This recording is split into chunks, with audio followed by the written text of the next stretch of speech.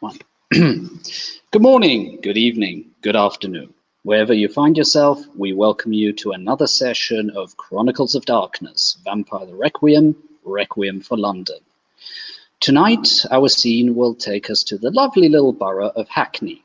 To be more precise, to a metal, rock, and goth club located there, owned and run by one lovely, lovely Ventrue lady.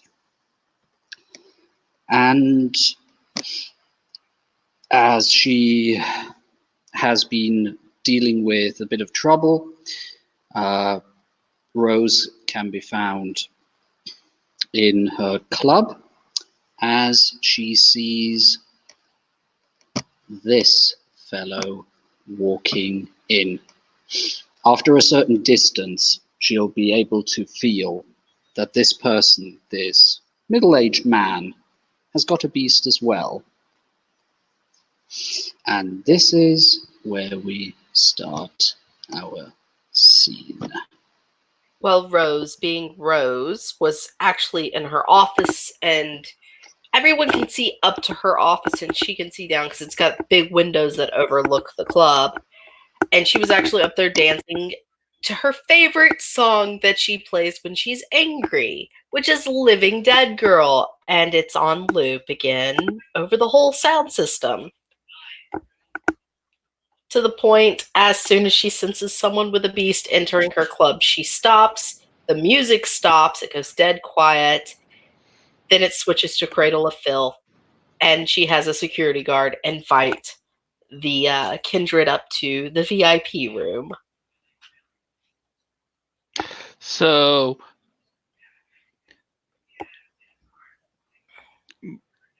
just to get into the scene, Nikolai is following Marcus, shadowing him from a distance. And he's coming into the club fully with his auspex up. Or not auspex, obfuscation up as part of the crowd.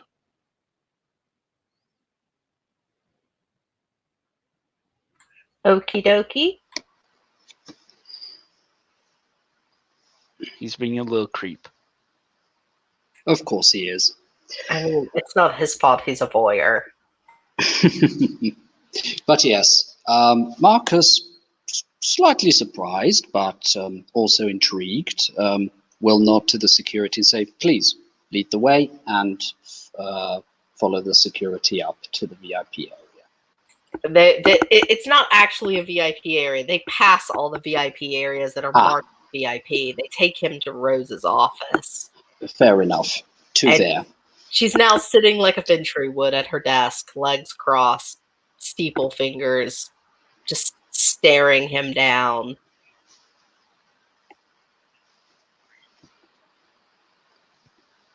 Good evening. Well, welcome to my little club. Good evening. Lovely club you have here. Sorry, I didn't want to intrude. I was just fancying some good old-fashioned music. It's been a long night and you were a new face, so I felt we should introduce each other. How very polite. Where are my manners? Markins, Order Dracul of Clan Ventrue. It's my pleasure. She'll offer her hand to him and she'll be like, I'm Rose Anson, Clan Ventrue, and Drastian Crone. He gives her a bow before shaking her hand. Oh, such manners. You're so much better than a maquette. They're starting to creep me out, quite frankly. I used to think they could be such nice people till I met the Keeper of Elysium. Yeah. In fact, I feel like I can almost smell her here in my office. He looks around, takes a whiff.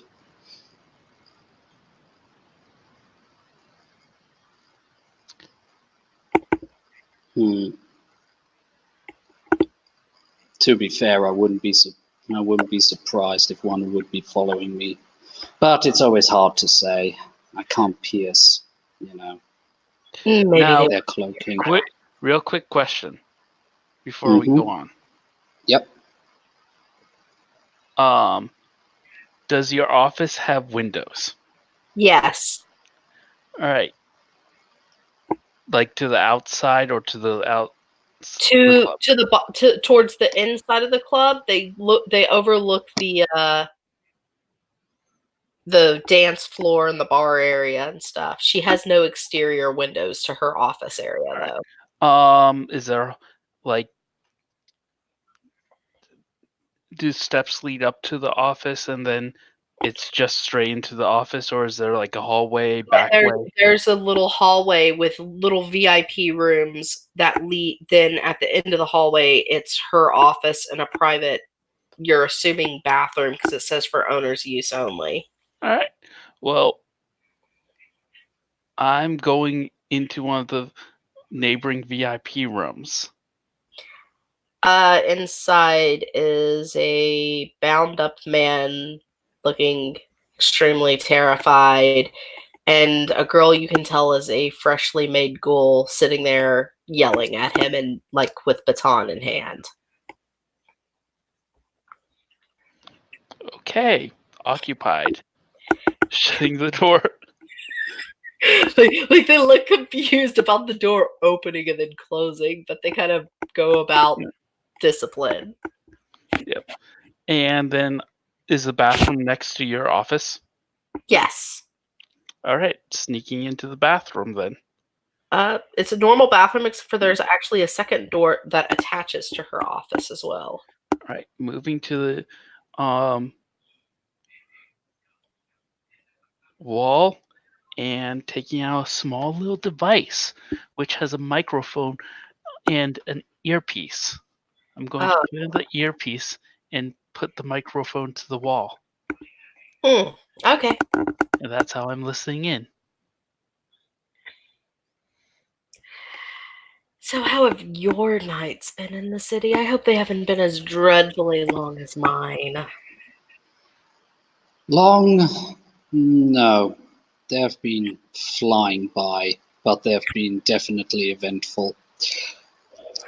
I mean, since I'm in your domain, it seems to behoove me to make clear I'm not here to try and poach anything. I literally just wanted to listen to some good old-fashioned metal, maybe a bit of gothic music. I have one rule. Mm-hmm. Take it. Well, I have more than one rule, but my main rules consist of you don't take anything that belongs to me, and you don't kill anyone in my territory. Other than that, if you need to feed, you're welcome to. I already fed before I came, but that's very generous of you. Yeah. I mean, the only people who are off limits are my chief of security, who is working in the VIP room right now, and my bartender. You feed off of them, I'm likely to castrate someone and feed what is taken to them. Fair enough. Other than that, welcome to the club. And a lovely club it is. Have you been to the Nightshade yet? No, not yet. The drinks are terrible.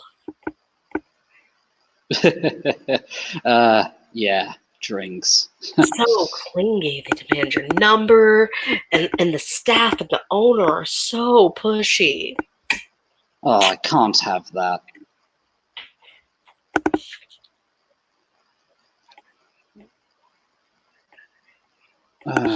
But yeah.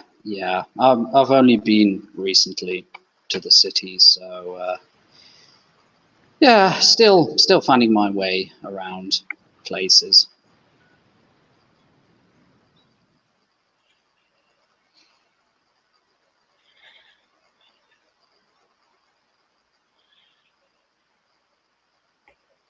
Yeah. Sorry. No, I've been here for a little while. I just tend to keep to myself, but apparently Elysium and All of that, I've decided I'm not allowed to do that anymore. He looks around. What a shame, it will make for a great Elysium. Members of the Elysium have decided I need to get out and socialize and be a happy little Ventru. I wouldn't even know how that goes. When you have your grandsire and your great-grandsire leaning over your shoulders every hour of the night, for the most part, it happens. Well, pays off that I fled mine. Mine behave for the most part, so I don't bother them, and plus they have their own work to do around the city. They just want me to show up and smile and wave and kiss babies' heads. Ugh, disgusting. Yes, but as Ventures, we have to politic.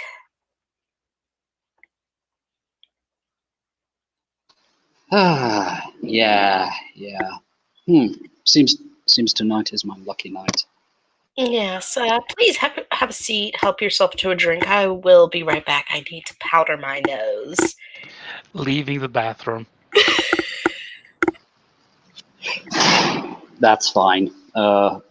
Marcus will fix himself a Cuba Libre, and yeah. Do you actually fully leave the bathroom, or do you just like go behind the stall wall, or just hide by the other door? What? You know what? I'm going to just leave the bathroom.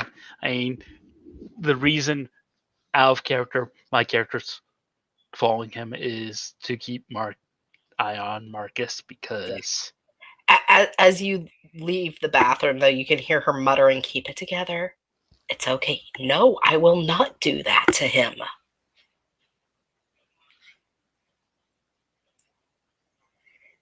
Sorry, I have to roleplay on beast situations here from the last scenes. No, it's perfectly fine. Tilts its head, blinks, shakes it slowly. I don't care how delicious he smells. We are not eating him. And fully shuts the door.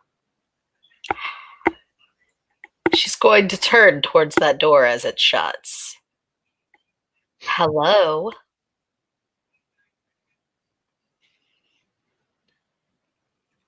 And moving down the steps.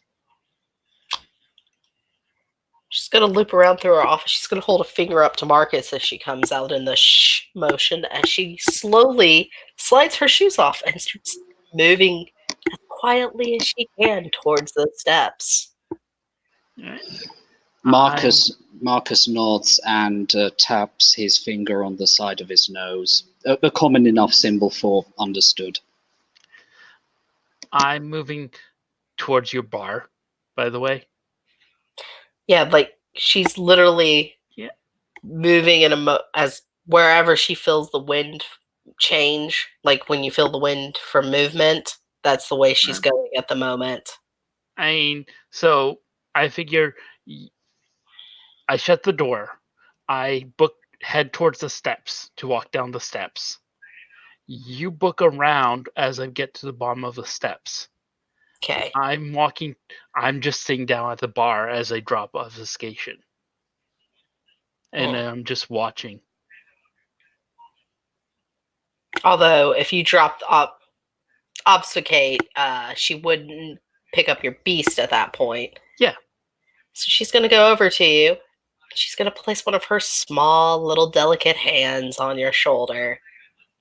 Lean very close to you and whisper, "So whose clan do you belong to?" Raises an eyebrow and says, "Does the clan really matter? I thought it was all about the covenant." Furthermore, is your family. Gestures around to the club and says, "Is this really an appropriate conversation setting?" Her hand is moved from his shoulder down his collarbone to his wrist and has pulled him up with all 2 dots of strength she has and started pulling him back towards the stairs. You'll go along. I was about to say, she's seriously muttering, "Come along or security will have to carry you." Yeah, he didn't even resist. Yep, so she'll lead him back to Marcus at her office. "Look, Marcus, we have a new friend." Marcus is not trying to hide anything. Rose can see in his eyes that there is an expression of recognition and also perturbedness. "Oh, do you know him?" Ah, yes, that's Nikolai. "What clan is he? Because he wouldn't tell me." He's a maquette. She pushes him quite roughly into one of the guest chairs. "You know, You got something against maquettes? normally I wouldn't. Do you know who the Keeper of Elysium is, though? She's one of you maquettes." Well, I'm finding most people of power here are maquettes. Kind of strange. Hmm. You My don't say. Yeah, normally it's Ventru. No offense, Marcus, but your kind tends to be power hungry. I wouldn't say we're very power hungry. We just know how to respect power. Oh, you're my Ventru too, eh? Yes, I'm also an Andrastian crone, she'll say with a smile. Ah, I see. So, Bordeaux.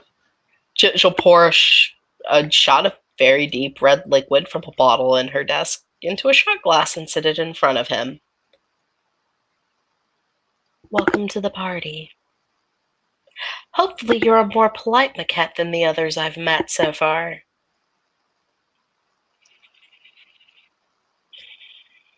I wouldn't say that. Or maybe I would. I don't know who you met, and I don't know if they've been polite or not. So far, I've met a lovely one who I will not say his name because that's his business to introduce himself. And then I've also met Alara Sand, and she's not as lovely. I see. Oh. Holds out his hand. Name's Nick. She'll, with her bandaged hand, shake his. "My name is Rose Anson."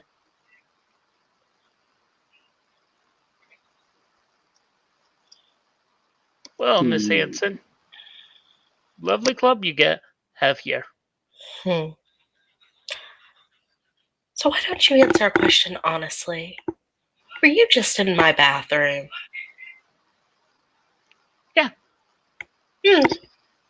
She'll just smile. That's what I like. Honesty. So many other people, Nosferatus, other maquettes, they could so learn from you. She says, leaning back. Marcus is just staring at Nikolai, and his eyes are losing all warmth that they might have had before. Right. Now, another question. Why were you in my bathroom? Why didn't you just knock on the door and join us? Well, I'm keeping an eye on my friend here just in case something goes bad with him, and I don't want the bad thing to know that I'm following just in case the bad thing comes after me, so I'm keeping hidden. Okay. Or was keeping it hidden. But What he didn't see. What's the bad thing? Looks at Marcus. She looks towards Marcus this time too. He answers very straightly, "Owls, and not the cute, fluffy kind." What? I didn't say it. She slides paper and pencil over to Marcus. Yeah, but you never know who's who, and frankly, this isn't a secret that should get out. I'm in her domain.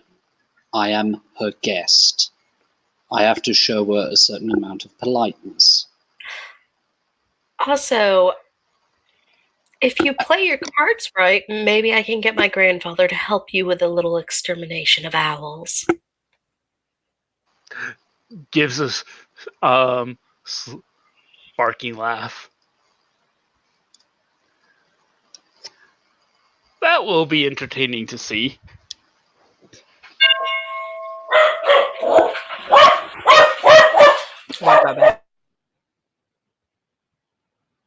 At least my boyfriend and them got the door. Right. So I will not tell you my grandfather's name because it's more powerful if we keep the names private till needed to know. But just know he can be useful. Marcus writes down something on the piece of paper, folds it, and pushes it over to Rose. She will take the paper and she will peek at it. She won't let her new maquette friend see it, though. There is only one word on it, and it is Strix. Oh my. Those are a little hard to deal with, but not impossible. I mean, I managed to get away from it, at least this time. The one he's dealing with is old. Really, really old. Like, it's an elder. Can you see what I was trying to hide? Yes, I can.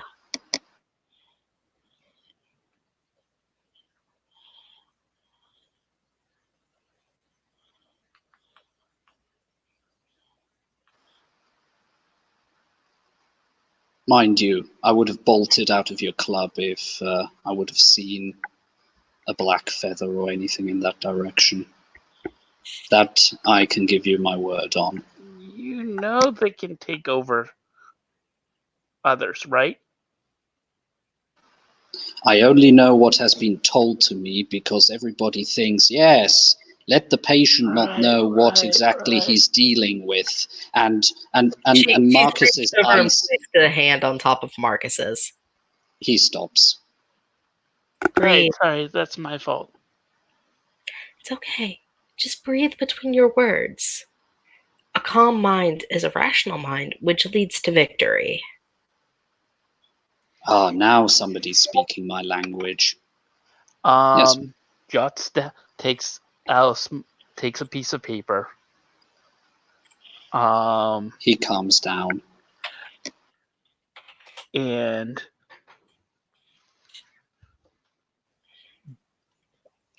one second. Jots down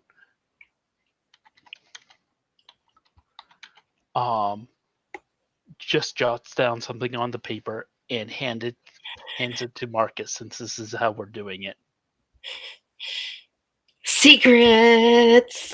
Jazz hands. No. I mean, if you look over at the paper, he's like, he just doesn't want to speak it out loud.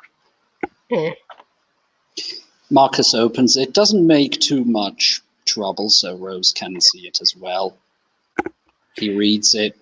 Like, she was getting comfortable since she already took off her heels for the night. She also went ahead and took her jacket off, leans over, and is just reading the paper now. So, yeah. Or it says, so the Strix can possess dead things, including wink wink. Gotcha. This could be a big danger to quite a few of us. Yeah. But they've always been around. And we should probably stop talking about it, because they don't like being talked about.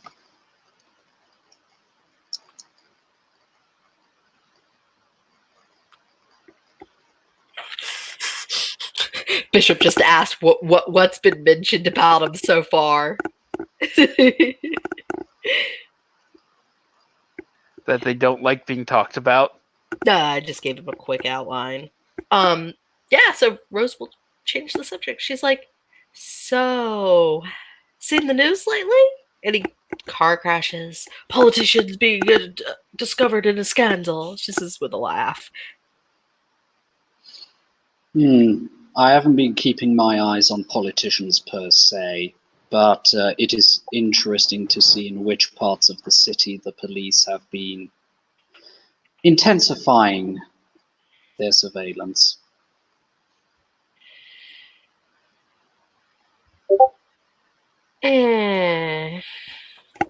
Marcus produces a notebook, flips to a certain page, opens it up, and you see Greater London, the different boroughs, and then on some of the boroughs there are eye symbols marked on them.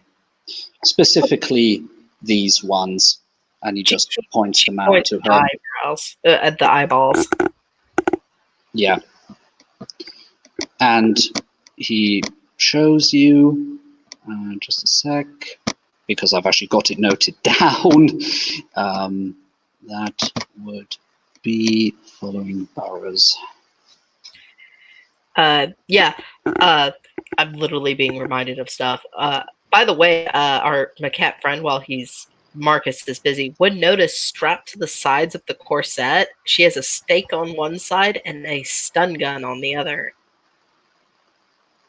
Stun gun that has a little bit of a red wet mark on it. Huh. Interesting. I would say at this point Marcus has also taken off his jacket. There is a denim vest and a t-shirt where there's something written upon it.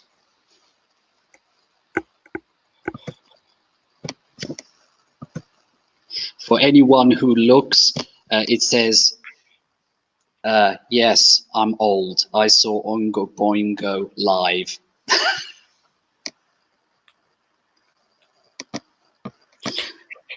He's now telling me I can make an occult roll with a -5 on it. And I'm like, what's occult? Yeah. And he's like, no, intelligence. Yeah, unfortunately, the only one who really has the occult to be I I have a specialty in occult. What's your specialty? Rituals. Yes, I have a specialty in occult also. Vampires. Yeah. So anyway, the territories that have eyes marked on them are Hounslow, Richmond, Kingston upon Thames, Watford, and Enfield.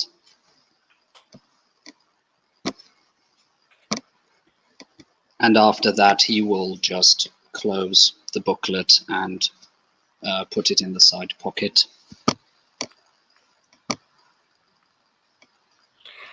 -5 gave me only 1 dice to roll, and I still rolled a fucking 9. I'm so happy. Yes. So happy right now. So I don't know if I was clear when I was explaining why I was falling. You are. Yeah, he was just falling. Like Rose doesn't understand what it has to do with Marcus, but she understands it involves Marcus in this situation. Yeah. No, I'm not sure if I was clear from Marcus's point of view that the only reason, or the reason Nikolai's claiming to have been falling was to keep an eye on Marcus's back. What would Marcus have?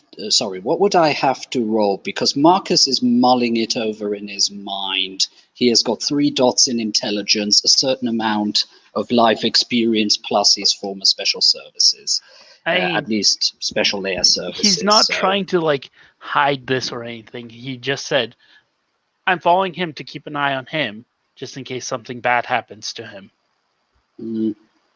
Marcus mulls it over, and a certain amount of warmth comes back into his eyes. It's plausible enough. I'll buy it for tonight.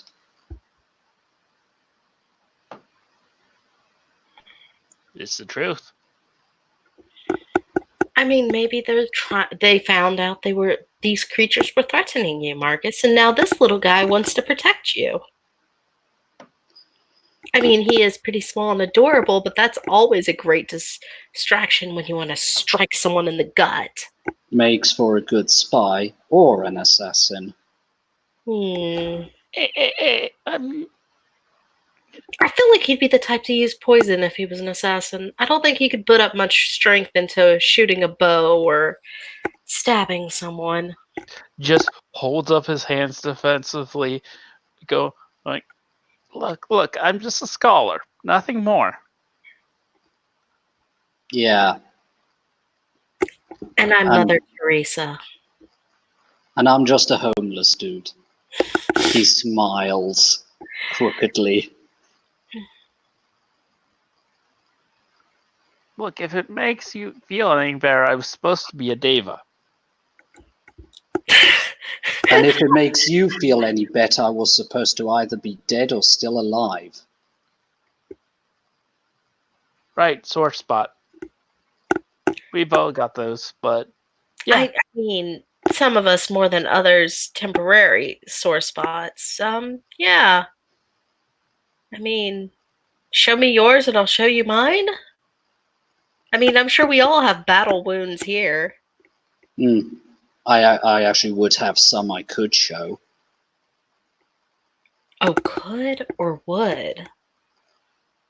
Both. There are just some you can't show in, polite society of young ladies. She's just motioning to herself as if she's offended. He looks at her and is not buying that bullshit. Yeah. Or it could be that you're way older than I am. I doubt it.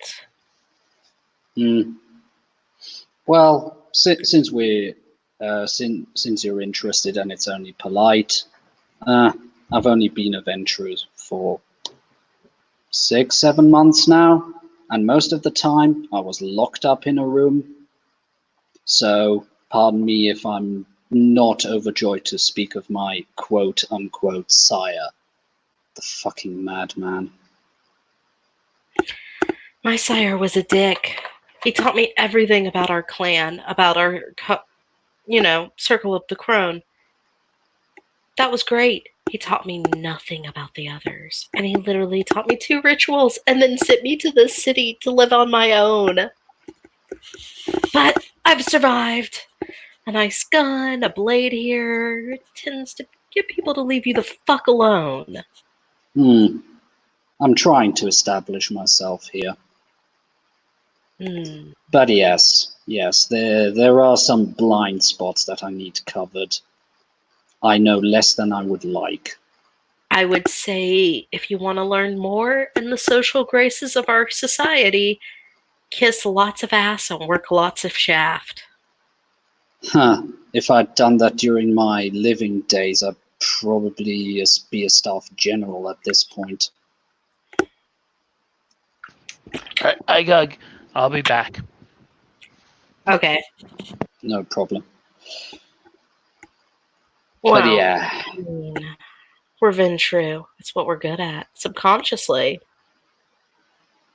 I mean, all you got to do is get up, sway your hips a little bit, and most of the fellow clanmates will just leave you the hell alone. Not something that I could really pull off. Who the fuck is this? This is Evan's character, isn't it? Yes. God fucking damn it. Hello. Oh, Hi. I'll also quickly add the ST. So, where are we all hanging out? We're at Rose's nightclub. Okay. In Thing territory. God damn it. Circle of the Crone territory, Hackney. All right. Interesting. Everyone is welcomed at her club, despite clan or covenant. The only rules are you can't take anything of Rose's, and you can't kill anyone when you're in her club. All right. Joshua will enter into the club. Rose is in the office up the stairs that overlooks the club. You can actually see her office through her interior windows that overlook it. She's sitting at her desk with Marcus and the lovely Baquette, Nikolai, who is AFK right now at her desk. That's fine. Like, you know, I'm sure the ST can make security, or her lovely barkeep gesture you up, since typically she has Kindred join her in her office. Ah, my goal, my sweet, sweet goal. Yes, Joshua will make his way upstairs. Where Sheer was, I had her positioned in one of the private rooms beside my office, disciplining a troublemaker. Oh, she's kicking the shit out of him. Yes, disciplining him. We use proper etiquette and descriptions here, young man. I was going to say. So Joshua will step in. I was just going to say, we use polite brass knuckles. So Joshua will step into the office, at which point he nods his head. He says, "Mr. Irons, it's a pleasure to see you again." As soon as Joshua joins them, she puts her jacket back on over her corset, and she puts her shoes back on and looks like she's all business again, instead of trying to relax. Ringmaster, what an unexpected pleasure. Where are my manners? I should introduce myself to the host. For the record, Joshua's an international celebrity if you follow, like, stage or punk magic. Oh yes, she does. She would. She will actually get up like almost like a giddy schoolgirl. Allow me to introduce myself. Oh, thank you, Bishop. Yeah. Allow me to introduce myself, Joshua Baneforth, at your service. I cannot believe Mr. Baneforth is in my club right now. Well, I'm also the Prince's Archon, so I occasionally like to make drop-ins on the local kindred to make sure that everything's going smoothly. I'm Rose Hansen of Clan Ventru. It's a pleasure. Delighted. She'll grin. Well, here. She'll move some of her books off the third guest seat and move it between the gentlemen for Joshua to have a place to sit. I'm gratified to see that you're all right, Mr. Irons. Oh, I didn't know you cared. Thank you. After a little incident, I made sure that certain individuals knew to look in on Ah, so you were the one who called the... Okay, good to know. In that case, I guess you have my thanks.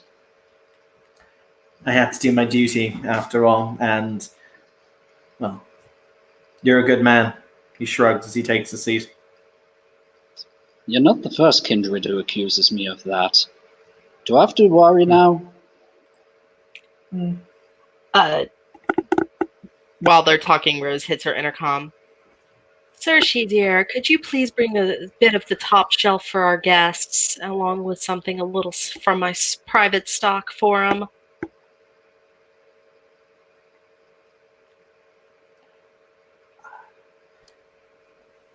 Of course, Miss Hansen.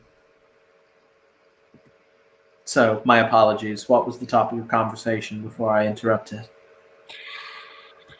Oh, we were talking about rude people, creepy birds, and long nights.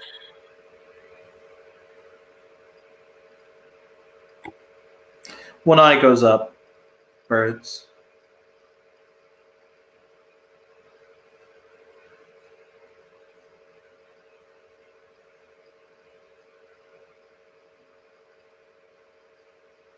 Marcus sips at his Cuba Libre and says nothing. Just normal chit-chat. Normal birds, odd birds, mythology-based birds. That's a very ominous thing to say, Miss Anson. This whole city's a little bit ominous. I can't talk tonight. Ominous, don't you think? I blame Bishop. He raises an eyebrow and he says, and what kind of mythological birds could we possibly have been discussing? A rock, perhaps? A thunderbird? The vermilion bird of the south?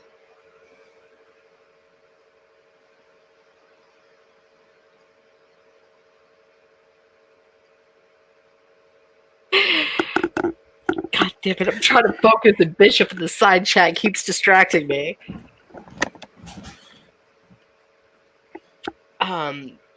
Rose goes, oh, more creepy skeletal birds.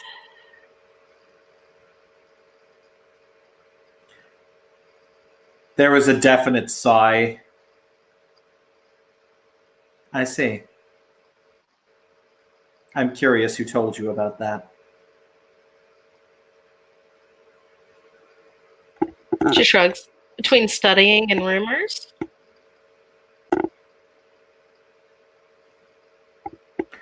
The tongue flicks across the teeth.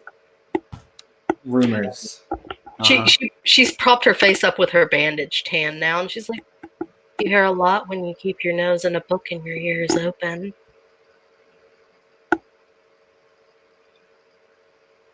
Bishop, that's a frenzy check.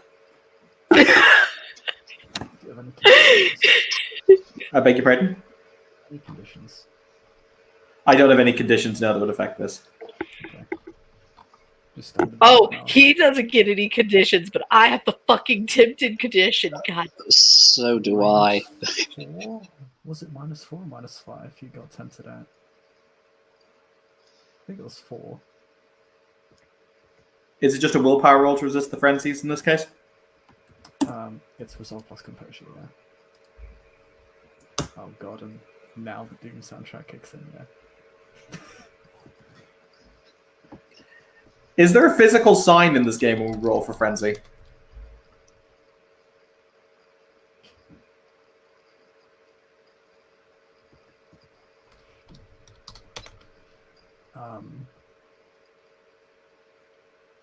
Yeah, you look as if you fight your own beast off.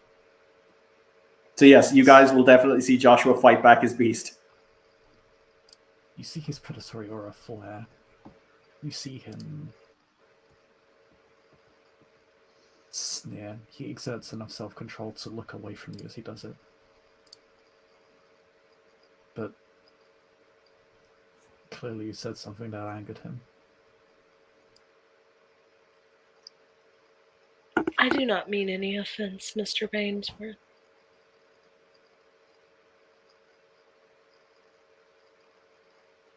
He looks around the others and he says, so I'm curious, and I'm now speaking to you as Archon Baneforth. What have this conversation about skeletal mythological birds been about?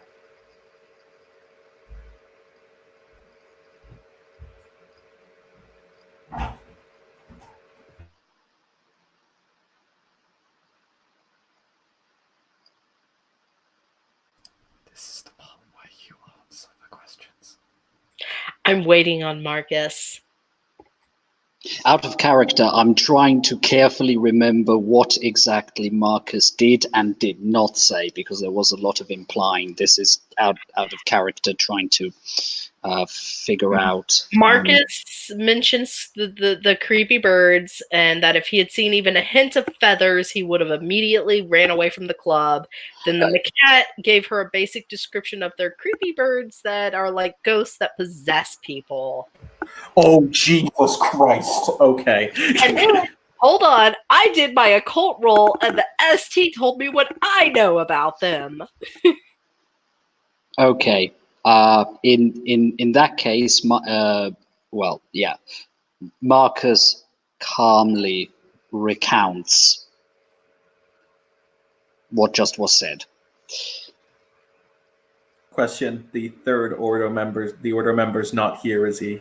He stepped away to grab food.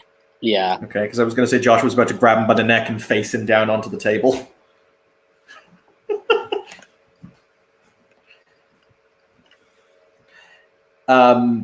Yeah, very calmly, in that case, since he's not here, Joshua's going to stand up and he's going to say, I see.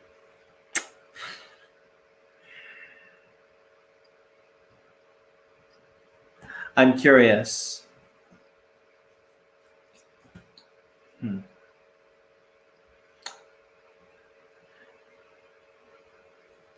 He has self-control. Well, I'm curious. How is it that this conversation came to be a conversation? Because I caught a certain one snooping with special gifts through my club and spying on my companion here. And I was questioning him on why. Oh, dear. Oh, Bishop. Oh, dear. Bishop, I have a question. Mm-hmm. That's a ghoul that's just been overhearing all this good malarkey, right? Mm-hmm. Are we even going to bother reprogramming a ghoul, or are we just going to kill them? No.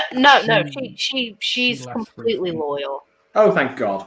So Okay, she I also didn't want to be left like, and we murder your She's ghoul. next. She smells. Sir, She also left. She also left briefly to get you snacks, which she is currently doing, and I'm going to have a roll for. Okay. He will say, damn it, I need what? Sorry, what is D'Artagnan's character's name again? Nikolai. I need Nikolai to be back. I'm not sure how long dinner will take him. She fetches you 3 mortals. She smells. Oh, you are such a darling. You're being so good at your job. She says with like the most motherly Rose. smile she can muster to her goal. Rose, and Marcus will both recognize that at least 2 of them are mesmerized. She looks at her. When did you do it? Oh, you clever girl. Thank you. You're excused now. When you need me, Miss Hanson. Yes, don't go too far. There's troublemakers on the street.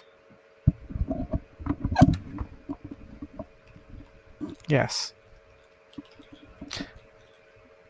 She'll bow to you and go to leave. You may have your pick if you wish. She motions to the 3 mortals. It's a diverse cast. By the way, Bishop, sorry, weird quinky dink. When we do a frenzy check, we get a beat, don't we? You gain a beat if you frenzy. If you resist frenzy, you don't get a check. Sorry, you don't get a beat. However, you do get the tempted condition. Tempted -1. All right. I'm going to make this abundantly clear. We are all going to stand up now. And we are all going to go and have a very pleasant walk.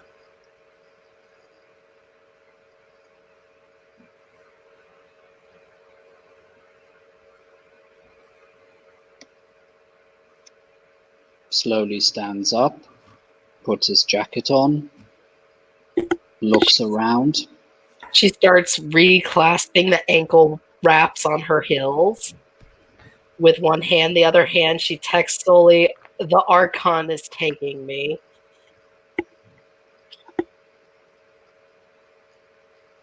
Text back. WTF? Don't be what? WTF, what the fuck? Oh, WTFY? she just texts back the word Strix. Oh, God damn it! I'm going to say that right now. As you've explicitly been told that word, you do not know that term. She doesn't understand the term fully, I know, but she's been told the word. She has been told Not for what? spoken, though. She was asked, gave Marcus a piece of paper. He wrote a word, folded it, and gave it to Yeah, her. she's not. He didn't say the word. Like, she's been acting as them since they wouldn't say the word. She's not said it. She then quickly clips her phone closed, sticks it back in her pocket, stands up, and adjusts her purse on her side and goes. No, your phone goes. You immediately get a ring. She pulls it out and answers. Yes. Where the fuck did you learn that word? One of ours is here in my office. Are you fucking suicidal? No, that's why I haven't said Get the it. fuck out of there now. I'm on my way.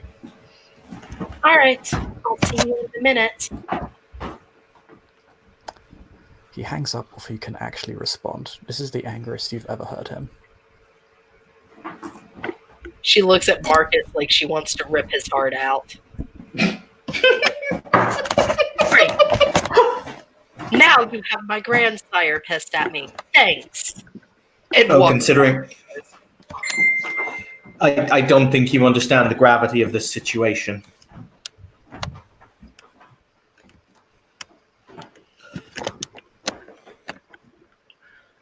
Just But yeah, no, I'd like just.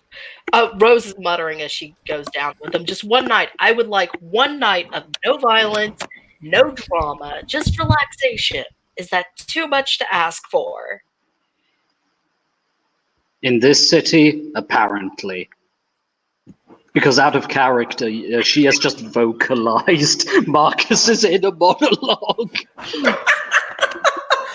Amazing. So basically, Bishop, since I sense we're about to be inundated with an angry grandsire, he is basically going to lead them out the front door of the club. She is looking for her grandsire because she would rather deal with that than the Archon at the moment.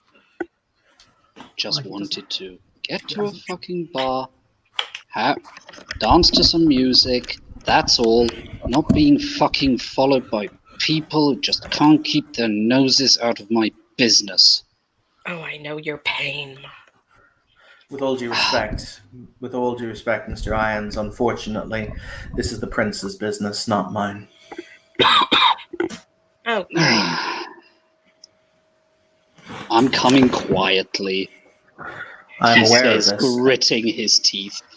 and it will be noted during your interrogation. My grandsire isn't here yet. I know. I know. It doesn't mean she can't be hopeful that he broke the speed limit. Yeah. He He just. Sorry. She is, as they're walking, you notice the cloth she originally had wrapped around her hand she has removed and put in her bag, so she looks more professional.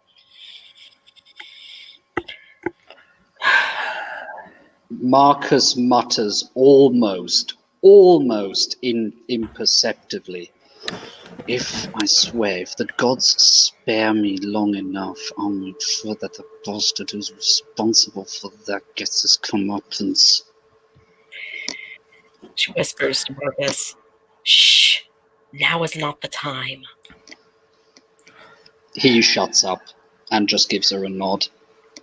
You will see Joshua take out his phone, and he stands with his phone out for a couple of minutes. There is a reason for him doing this. It's also in case Bishop wants to interject with somebody punching me in the face. But he appears to be looking for something on his phone. He's actually looking at maps on his phone. Cool. Hi, Nikolai. You're under arrest. This is almost as bad as being threatened with being eaten earlier. Why am I under arrest? The Archon found out what we talked about. Hi. Hi. Somebody said the magic death word too many times, and I spontaneously appeared. Not really. I came in to have a social, and then you started to talk about skeletal mythological birds, and it all went sad. All they said was skeletal. They never said what they were. They didn't say it. I stepped out. My character honestly said nothing about them. Bullshit. I said they don't like being talked about. You also let Rose know through your little letter what they do. Which, in fact, just to be on the safe side, and Kiss asked the Archon, I gave that note to him. I handed him that note. Going, this is the information I was given. Wait, hang on. He will read. Okay. Let's all take a moment. We're going to have a nice chill pill. Yes. First things first. I gave the note to Marcus, who's being chased after them, who's getting hunted by them. Okay. Second, I never said the word. I never talked about the things. Because, frankly, I don't want to deal with them. but I'm also keeping an eye on my covenant mate. Thirdly, Okay. and that's pretty much it, actually. That being said, You could have done it so much better than being sneaky around my club and trying to spy. I wasn't really trying to spy. If I was Can trying both to of you spy- please shut up? Thank you. All right. Come on. We're going to go this way. He will turn and he will usher you down. He will usher you down an alley. Basically, we're going to walk for a bishop-determined amount of time until such point as either, once again, I am confronted by an angry grandsire, or I reach a destination that is one of the predetermined dead drops, Bishop. I have them Google mapped. I feel like Bishop's face palming at all our shenanigans. Marcus really just wanted to go have some music and have a good time, but people just can't. Just can't. Hey! I said I was watching your back. You're the one who decided to tell everybody what was going on. Did he now? Yeah, I said you got into some trouble, so I'm watching your back. And then you told her, oh, the Strix are following me. I'm like, you're not supposed to say their name. I've made that clear. When did he speak the words? I said specifically that when pushed, he showed the word. He never said it. All right, guys. Look, this is all. It's fine. We'll just role play on. If there'll be a thing about it, we can look back over the video when the video is produced. Cool. It's fine. If somebody has to die, I'll sacrifice my character. Nobody's going to die. Calm down. It's fine. Let's chill a little bit here. I was about to say, are you sure? Because you're in the scene, Evan. Even though I love you. Okay, so I'm gonna get. This is it's okay. Back to the scene for real this time. So you're about halfway there. They do have the chef does have a couple of drop-off points. In Crone territory, there's one in Hackney. There's one in Barking and Dagenham. Can I put out? I love London place names because they're so ridiculous. Yes. You're currently in Hackney, so it's not too far to make your way to one. But you make it about, give or take the amount of time you spent talking with each other between the phone call. About 10 minutes passes. About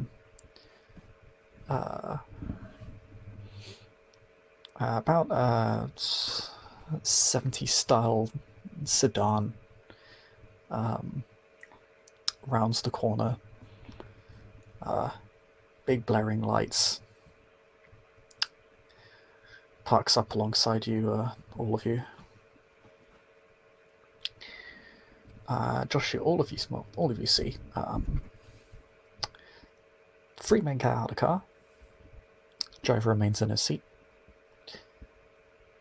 Both look, all of them look fairly rough around the edges, but the one that sticks out to you is the one that has a predatory aura.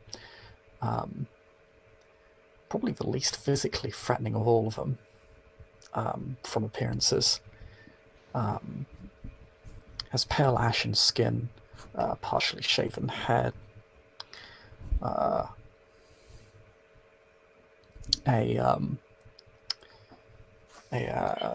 fairly casually worn suit, with the tie not done up quite properly, a bit loose around the neck.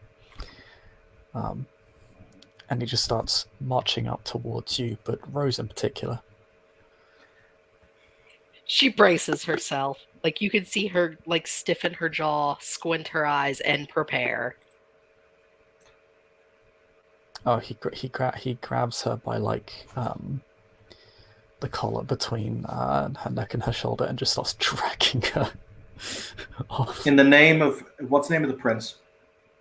Prince Cedric Graves. In the name of Prince Graves, I command you to unhand that woman. Yeah, that woman's my grandchild, boy. I don't care. I am Archon Joshua Baneforth. I am dealing with the prince's business tonight. Name's Peter Sully. I work for the Crown. What's your business? Because right now my business is family business. He raises an eyebrow. Why are you here?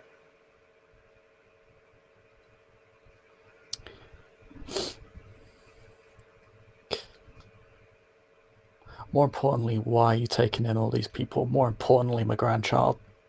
Because if you do not answer to me, then you'll answer to the sheriff. Careful. This matter is of vital importance to the domain. Unhand her right now.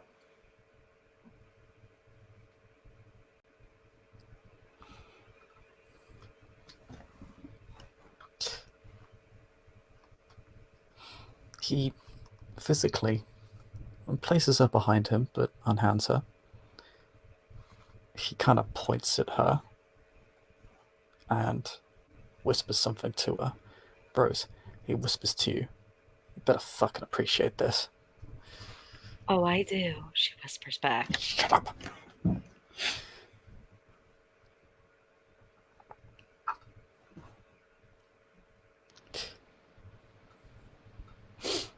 I'm here because I heard shit was going down at this club.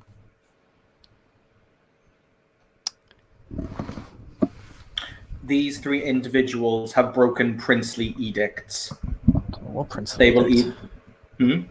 What princely edict?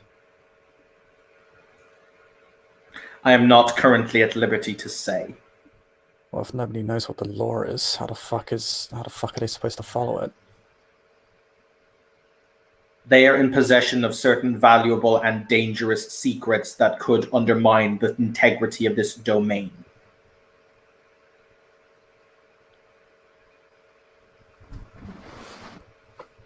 Once again, if you take her tomorrow morning, the sheriff will deal with this. Or tomorrow night, the sheriff will be the one dealing with this.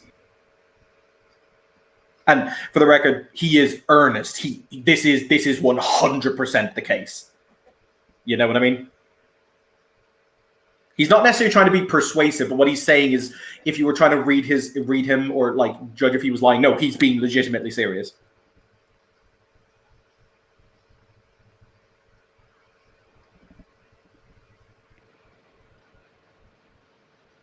I don't think Gia would appreciate that. You can actually make a quick intelligence politics roll. Is this guy literally putting his balls on the table? A little bit. Because, I mean, Bishop, I considering what I know about the situation, I don't think my statement that tomorrow the sheriff will deal with this is wrong at all. No. It's not. I'm actually trying to save these people. I have no idea who that is. Name doesn't mean much to you. I have no idea who that is. Forgive me.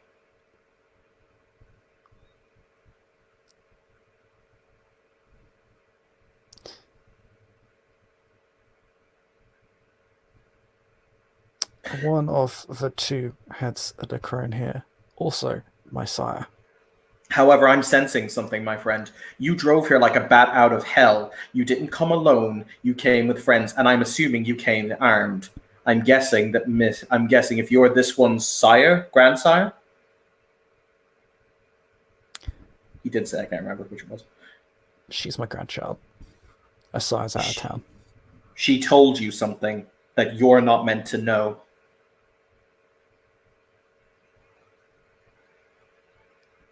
And what am I not meant to know? I'm not an idiot, sir. Really? Because from my perspective, you're enforcing a law that nobody knows about. For all I know, it's bullshit. It ain't on the books. Let me ask you a question then. And he's going to make a giant assumption. Why are you afraid?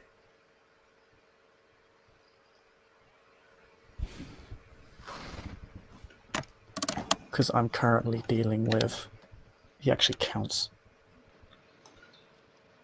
3 massive fucking variables that I don't want to deal with at all. But here I am. And I don't know what the fucking situation is. So I'm going with worst case scenario. Because it's better to be prepared than, well, die on the street like a chump. This guy's like old Cockney Mafia, isn't he? Yeah. I like it. Also, the fact that you're basically using an image of fucking Thomas Shelby from fucking Peaky Blinders amuses the crap out of me. Yes. But he looks to the other two and he says, "Do either of you have any individuals you'd like to contact so I can have a screaming row with them in the middle of the road? Because I'm fine with this." I think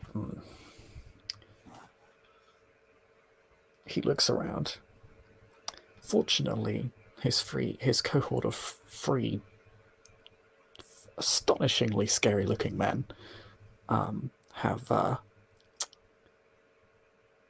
scared off any eavesdroppers. Mainly just by standing there and looking fucking menacing. I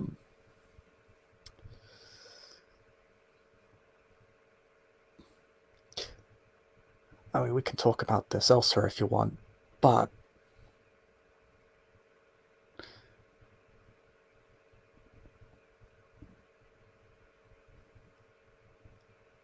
I don't really trust the situation from either angle right now.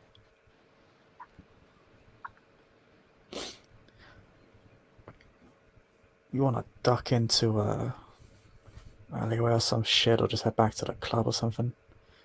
As you say, I'd rather not have a screaming contest in the middle of the street. I mean, I can. I'm actually very good at it. But The problem is, sorry, what was your name? my name's Sully. Sully or Surly? Sully, 1 second. The problem, Sully, is the fact that one way or the other, your grandchild is going with me. This is a simple fact.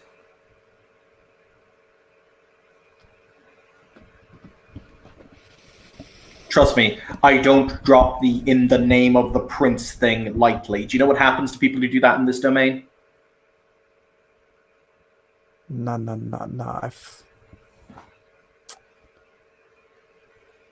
He's gonna make a check because you have Fame 3. He might actually recognize you. Actually, no, he's gonna roll, but he's gonna base it on your status. I do have 2 of the statuses. No, I've heard of you.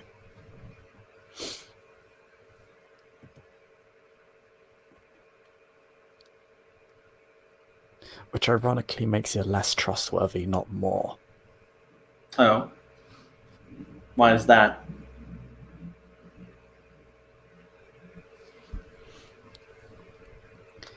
You say not in the name of this, you say not in the name of that, but you are very keen to act in the name of this and that before you had your little title. First, I want to know what the fuck's actually going on. Where are they going? They're going to the Shard. Haha, okay. Well, that can be our starting point. And I'll start with they're going nowhere near the place. Or they'll head in the opposite direction of wherever that is. Once again, I can walk away, at which point you will have been evading the Archon, and the sheriff will deal with you all tomorrow. That's fine. This is large enough that he will not ask questions. You know, I believe you. Which is a rarity between us. I'm not bringing my gods into this. You're not bringing your... No, I'm not bringing my god into this, and you're not bringing yours. This is politics.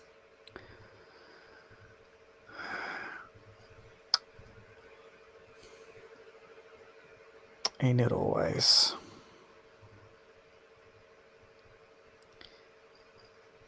You have my word that I will advocate for all 3 of them. and that no undue harm will come to them unless the sheriff or the prince orders it to happen. After that, it's out of my hands.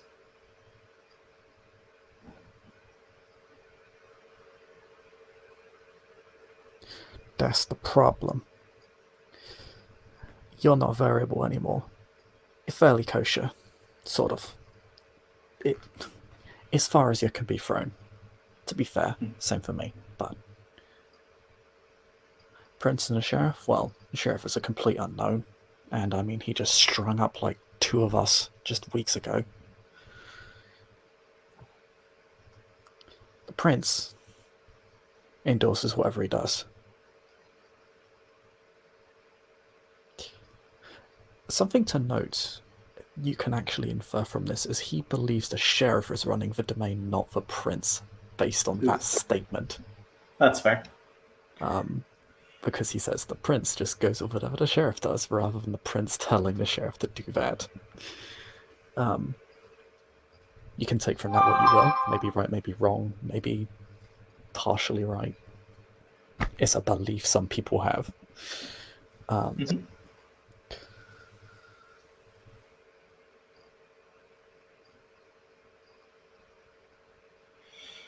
He looks at Marcus and he says, I had your back once when I don't think anyone else in the room was willing to have you back. I hope that buys at least a modicum of trust. You are the Archon. I accept your authority, and I'll stand beside you if need be. I'm not going to fight you, Mr. Sully. I'm merely pointing out the fact that ultimately I'm not in this to be a bad guy. I am following my orders. Okay.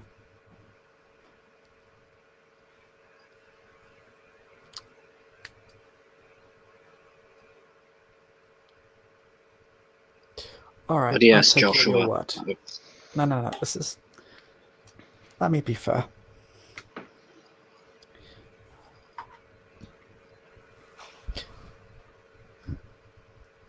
I'll let you take him, or rather, I'll let you take her. These two, they're not my concern. In fact, I have a lingering suspicion that they caused this clusterfuck. But if she doesn't come back, if there's so much as a hair out of place on that pretty little head of hers, I'll burn your fiddle to the ground. We clear? I don't take well to threats. Neither do I. That's where we're at. I'm taking a big risk by even trusting your word. I'm willing to do it. And to be fair, I'd also rather not end up Ash in the Thames because of the Sheriff. But I stick with family. He looks at Rose and he says, do you have any idea how much of a limb your grandsire is going out on for you? She looks the Archon right in the eye. There's more than you would expect. All right. All right. You make sure she comes out okay. I'll take it as a sign of good faith if she does. But if not, you know where we stand.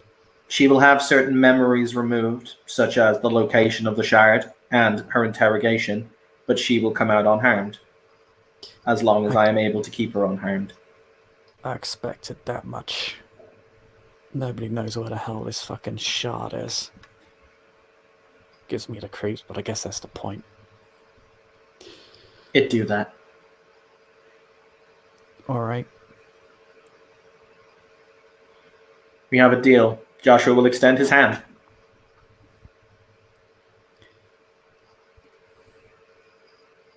He'll take it.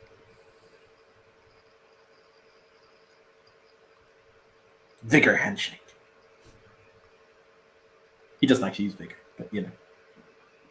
It's that moment when two men are trying to overpower each other through a hedge. Oh no, he'd win. He would straight up win. I don't do fisticuffs very well.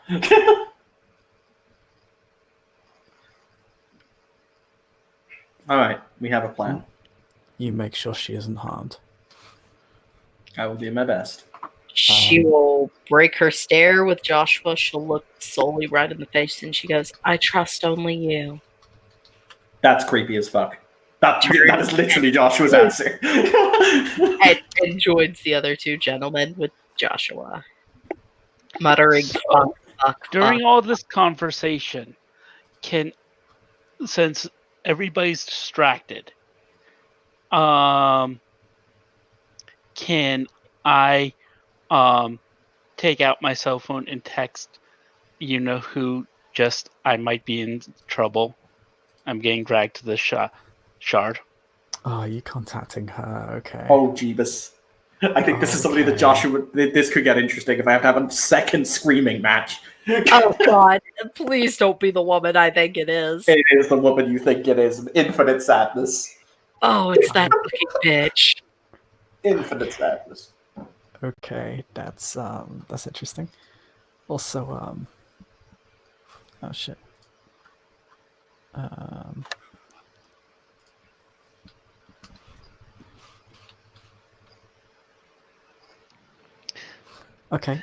Okay, firstly, Joshua, game of a dominated condition. You are not aware you have a dominated condition. What does this do? You basically fulfill the command that has been set out for you, which is making sure Rose is not harmed. Okay. Can that conflict with my oath? It doesn't currently conflict with it. What happens if it does? Shit gets interesting. Excellent. It probably won't come to that, to be honest. I was going to say, like, because I'm not directly linked to them, I should be able to do their interrogations myself, shouldn't I? Rather than needing somebody else to do them. Because the only reason I couldn't do the last ones was because I was too closely linked to the people. But these I don't give a fuck about. Pretty much, yeah. Cool.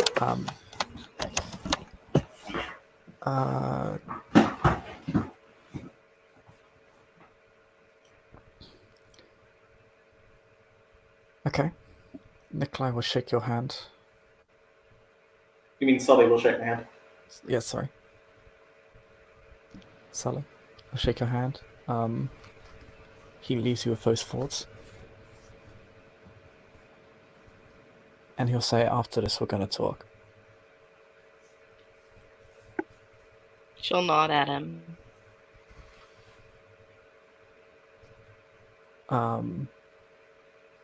Rose, this counts as his task condition for your dynasty merit for this month. Okay. Um, She is so muttering, "Fuck my sire," and "Oh fuck this situation." about to have- Amazingly, Joshua, as Yes? he walks away, you receive a text. I look down at my phone.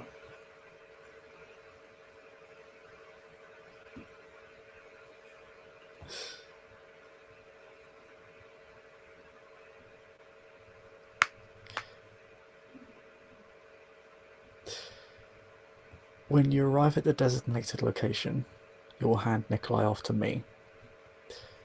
And then it is initialed DB. I will respond with, I require the sheriff's permission to do so. I'm playing big boys games, Bishop.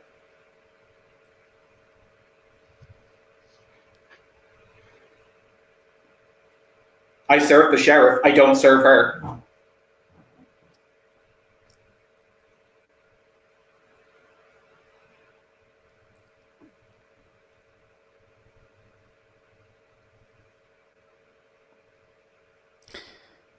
Okay.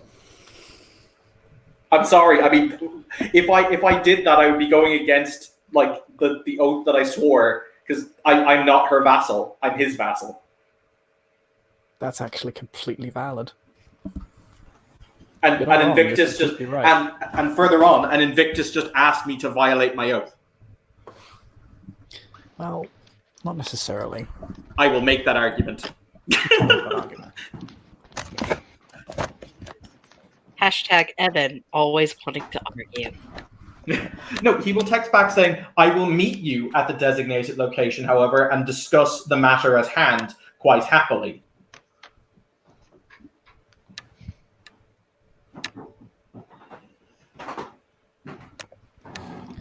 There is no response. That's fine. I will go to the designated location. AKA my drop point.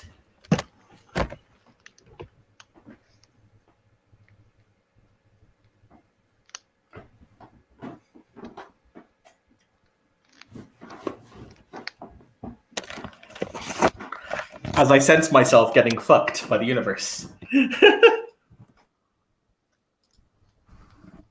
I mean, you probably like it. It adds lovely plot points and shenanigans in game for you.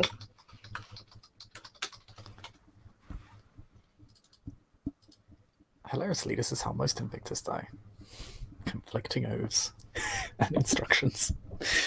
I'm not an Invictus, though. Shrug. Also, I'm just going to say the sheriff is a bigger bastard from my perspective. So, well, it's not only he's the sheriff; he's an elder. Probably has more city and thingy status than she does, and is a member of her clan. So, I've chosen my battle.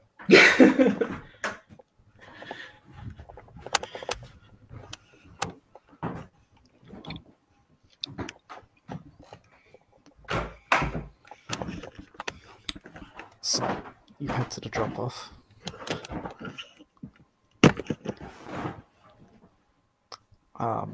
It's a phone box. You know the number you need to put in. It wouldn't work on any other line. Would just come up as not in service. Okay. He picks up the phone receiver and dials the number. Is there something I have to say, like I need a pickup or something like that? You have to put in, you have to put in £1.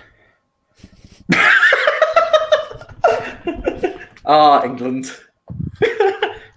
Marcus hands you some coins. Thank you.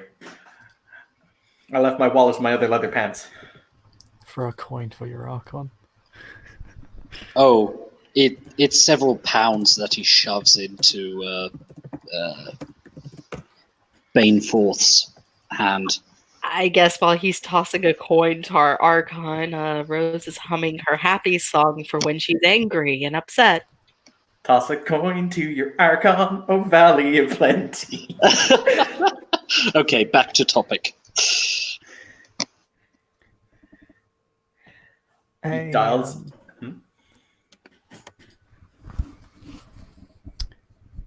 You dial the number.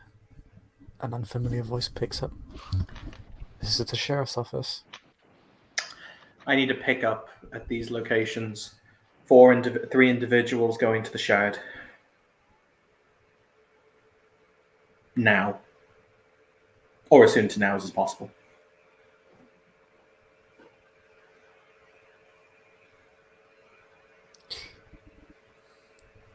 There's a brief pause.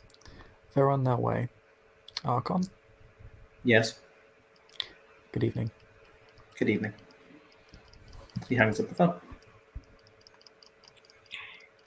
While they wait, Rose is humming Living Dead Girl over and over again while tapping her fingers against what's hidden under her jacket. So, I'm curious, Joshua says he flicks out his lighter, lights a cigarette, takes a deep breath. You're a maquette, aren't you, my boy? He says, looking towards you, D'Artagnan. Yes. Now, these two I know pretty well. I just had a face-to-face meeting with someone. So I'm curious. He says he takes another drag of his cigarette. So, you're Fordo Dracul, yes? Yes. Your sire is not. Perhaps. Uh-huh.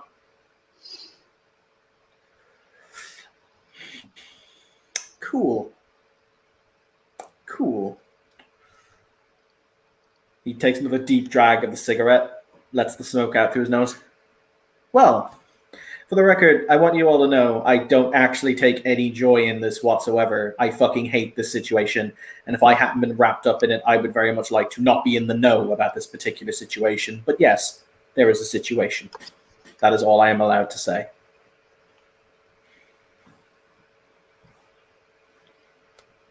Nods. And Lights this off. evening, due to certain oaths and loyalties I have made, I have just told your sire, who will probably have me killed for this, that, well, I have my orders. So I'd just like you to know that in the event of my death.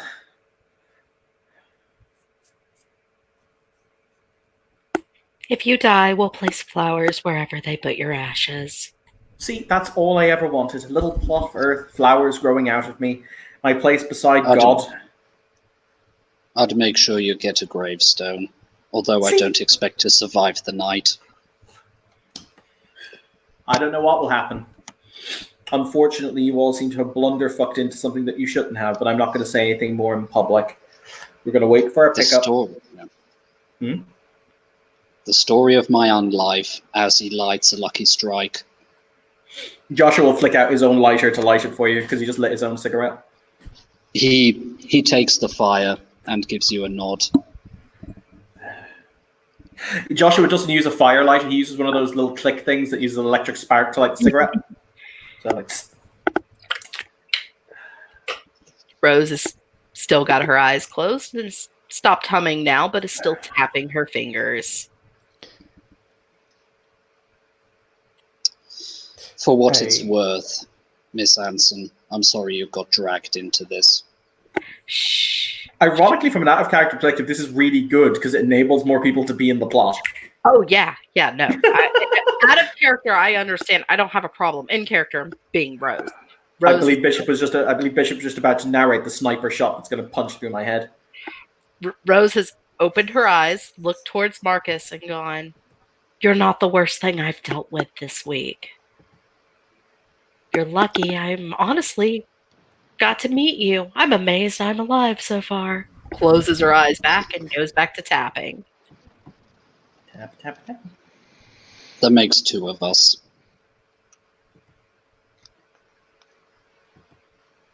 And he just drags and starts humming "Don't Fear the Reaper" by Blue Oyster Club.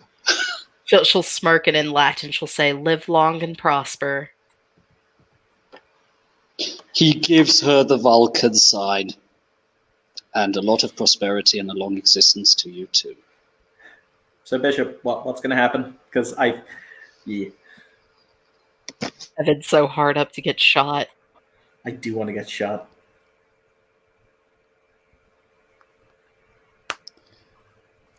Bishop fell asleep. A couple of cars pull up, armored SUVs. Same privately armed men from the same security company.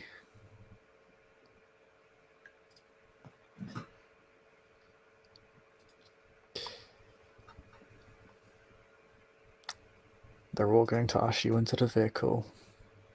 One of them will go up to Joshua and will respectfully ask for him as to a brief update on the situation. Effectively, just, brief, report, give him a quick report as to what the fuck's going on. Rather than say it out loud, basically Joshua will type on his phone a very brief summary and give it to the guy to read. Just in case anyone in the car had the ability to auspex him to hear what he said. Pardon? He basically types a very curt, short response on his phone, basically giving the bullet points in case any of the prisoners could overhear him or auspex him to see what he said. Okay. The officer will nod and simply say understood. And will return to his vehicle. He'll politely usher you into one, but will not force you. Yeah, Joshua will step into he's going to preferably sit in the front of one of the cars that the people are in, if that's possible. Which one of us does he ride with, Bishop? I assume you were all put in the same car. Were they put in different cars? Two are put into one car, the other two are put into other cars. He's going to sit in the car with Nikolai. Oh, thank the gods. It's almost like he expects my car to take a different path. Almost like he do. As if it weren't obvious. Once they're in the car and away from Joshua, Rose is completely deflated from stress and gone, oh fuck. Oh Jesus fucking Christ. It's ironic a crone saying, "Oh Jesus Christ!" Sorry, continue. It looks at Marcus. What group does he belong to, by the way? Out of character, could you please repeat that? She's asking if Marcus knows who Joshua belongs to outside the Daiva, what his covenant is. Yes. Lankea et Sanctum. And he deflates. Oh, goddess save me, is all she said, putting her face in her hands. I'm dead. I'm so dead. Oh God. I can see my whole life. My father was right. I am a disappointment. No, you're not. I'm the disappointment. Oh, you don't know me when I was mortal. I was a horrid child. I'm barely passing as a decent person now. Oh God, and you can't hear him right now. He puts his hands on her shoulders as basically the style as fathers tend to do with daughters, and the tone he takes is perennial. It's almost as if that guy had been a father at some point. And he just goes, no, I'm the fucking scumbag here. You don't understand. When I was alive, I had to shoot children in the head. If I hadn't done that, they would have tossed grenades at our tank. Yeah. It was a do or... Yeah. As soon as you say you've shot children, she has pushed your arms off of her. I was checking humanity. And she goes, you know what? I think I can deal with my father telling me I'm a disappointment as we ride in this car, but thank you. But you don't understand. Joshua hates my kind. And they're horrible people. They're evil. And she's like wringing the seatbelt as she mutters, oh God. I think my great sire just sent me to die. If you knew the literal bag of shit your sire has grandsire just literally almost brought down upon himself, it's so ironic that you No, I know. She's like, maybe that Nosferatu was right. Maybe I don't know my own people. Maybe they are lying to me. Oh no, Rose is becoming a good Christian girl. Heavens. If it helps, I'll baptize her into the Lankea myself. Meanwhile, in the other car, we're just sitting there quietly waiting. Joshua's playing Snake on his phone. Nikolai's just sitting there almost half sleeping, unconcerned. Question, Bishop, does this car veer off at some point? No. It arrives where it needs to go? The windows are tinted completely black. You have no idea where the fuck you're going. How does the driver drive? That's a good question. Joshua's playing on his phone. The driver does actually know where they're going, but it's not entirely appropriate. Everybody here looks like they're dressed in riot gear, so maybe they're wearing something that allows them to see through it. Maybe. Or maybe they have some sort of variant, or... You do actually notice all the drivers have predatory auras. Meaning they're all kindred? Maybe they're using some variation of Auspex. So, how long till we get there? Joshua says he lights another cigarette. You don't mind if I smoke? Just a few minutes now, sir.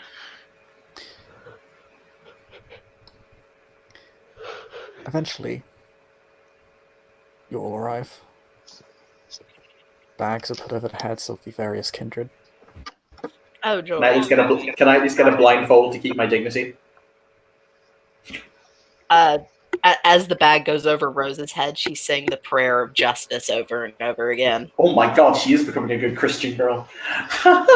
It's not a Christian prayer. It's still to Andraste. Wait, hang on. Does that make you the Herald of Andraste? Maybe I am. Sorry, Bishop thinks that joke. When the bags are taken off your head, you're walking through a corridor.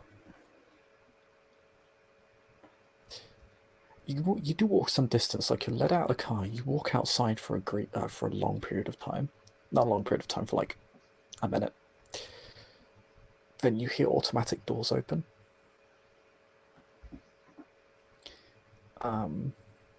You don't hear any activity until you're inside the building.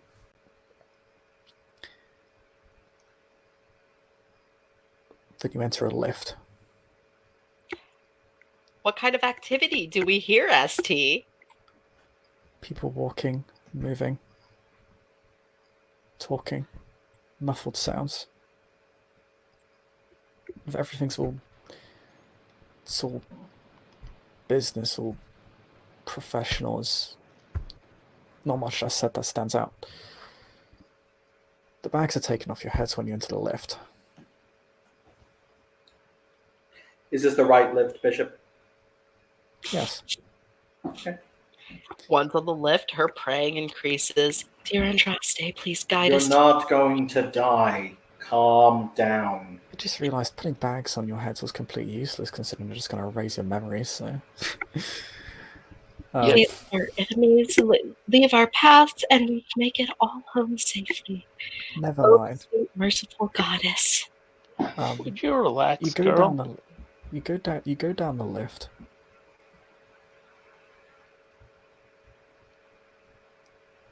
You head down to one of the lower floors.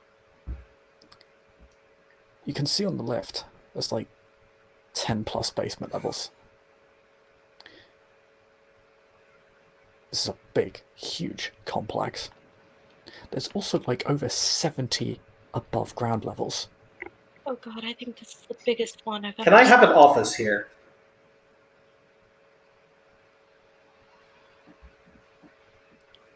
The driver looks at you all awkward like and doesn't really know how to respond. I'm going to ask the sheriff if I can have an office here.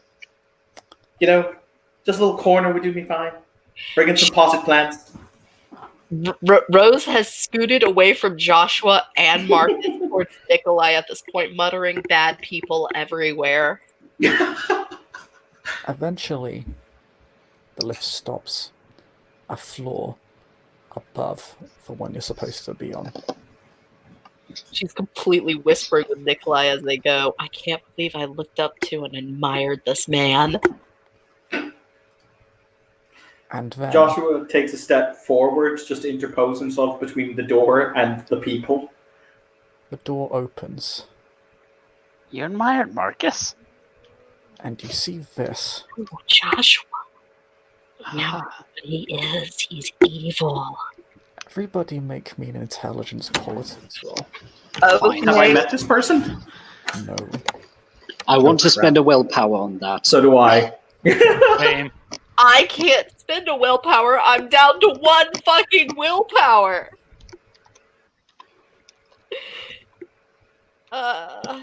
Intelligence politics, she said? And then as soon as everybody makes that roll, I'm going to ask you to make another, but we'll get to that. I don't think my specialty in politics applies to this, does it, Bishop? City politics? Yeah. I mean, this is a city kindred. Oh, so it One of the successes. Yeah, I'll give you the specialty for it. I Shoot, got actually- 2 successes. Wait, here's the thing. Do you want it to be city politics kindred or city politics mortal? I'd say she's been a kindred long enough. I would want it to apply more towards kindred than mortal. Then the specialty applies. I'll edit your sheet to make note of it. So plus 2 dice, right? Or do I have specialties wrong? It's just 1 extra dice. Okay. Thank you. 3 successes. Well, again, the dice hate me tonight. I love how That's- sassy the dice I squad is. blame that blood sword I took through the chest. So what is the so who be he, Bishop? That is Valerius. Rose, not knowing who he is going to hide behind the tall and gentleman. I go just so I confirm. Valerius is. I think I know who he is, and I think I've just had a conniption. Former Prince of London. Oh, Methuselah which- of Clan Ventru. Oh, Oh, hold on. shit. I might know who this is then, because you said the one I introduced myself to was the original prince, and I didn't know the new prince because of how No, like the original prince is dead. This is Okay. the original Oh, prince. okay. And what's the next roll we have to make, Bishop? When he stands before you, his predatory aura floods the entire complex. Yeah, Tempted Rose. and shaken I need you- conditions. I need Do you they? all. Sorry, before we go any further, I need you all to make resolve plus composure rolls to not fall immediately into fear frenzy. That thing completely, and it is a thing, completely overwhelms your beast entirely. Bishop, As if they aren't even there. does my oath apply to help me resist this? Yes. Well, Rose got 1 success. Let's have a look. Remember your terms and conditions. So Joshua has -1 dice, Rose has -4, Lamau. Beg your pardon? Even I was with just- that -4, I'm still saying 1 success.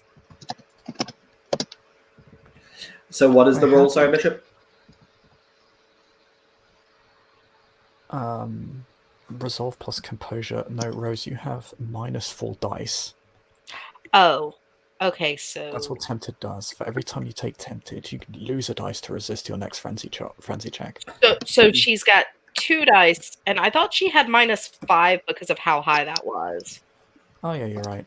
My bad. So she only Okay. could have had 1 dice. Oh, Jesus. All right, so Bishop, how many dice do I gain for my True Nightmare, or whatever the fuck it's called? Let me check. I did roll my composure plus resolve, and I got 2 successes. Okay. You gain a tempted condition because your beast wants to fucking run, and it never wants to see this again. All right. I mean, But you hold at your least ground. it's not yelling at you that you're a disappointment. 3 successes. I still need to know what my thingamabob is.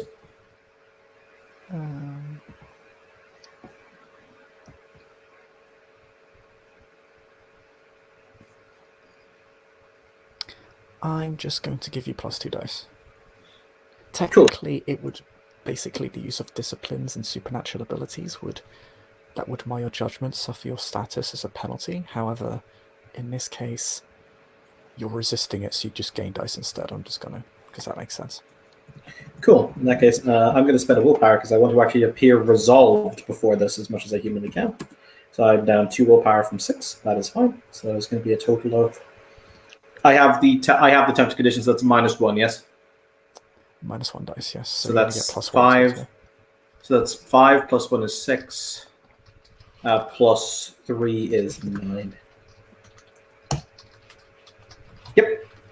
I don't like it, but I stand.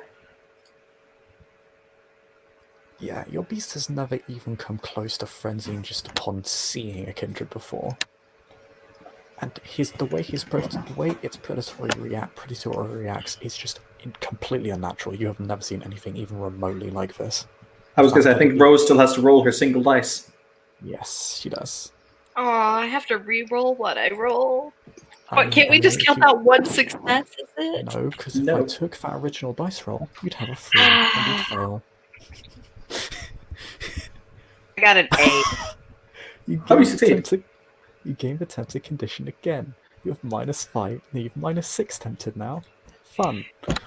Shut. So Joshua will immediately go down to one knee. Yeah, it should be noted, he is not of the house that currently rules the city, but he is an immensely powerful Invictus. My lord Um, Valerius. I'm sorry, continue. I actually want to say 3 successes. Nobody told me if I actually passed or failed. Oh, you passed. Okay. May I say that just purely reactionary before Joshua speaks? Marcus becomes stiff as a board. You have never seen him that straight. And the salute he gives, I mean, let's just put it that way. It's as if he had just come across like the highest general of blah. I mean, as if he was standing in front of Churchill. He is almost mesmerized and shocked and just doesn't know what else to do. It's a reflexive action. Yeah, if you had any blood sympathy to this thing, it's so distant now, you wouldn't be able to tell. He would be at least a dozen steps removed or more from you. Yes, so I was going to say Joshua's on his knee. My lord Valerius. It looks at you. Its skin is as stone, like it's just pure white, and there is no unnecessary movement. When it doesn't move, it's just a statue. It looks at you, Archon, and then looks up. It gestures towards Nikolai, beckons once, lowers his hand. I step forwards. Oh, god damn it! Okay.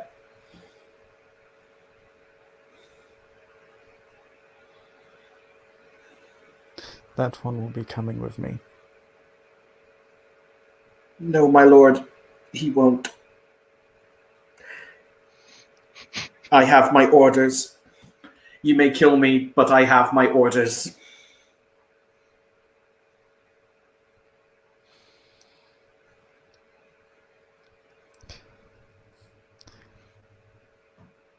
Valerius tilts his head at you, but he's largely expressionless.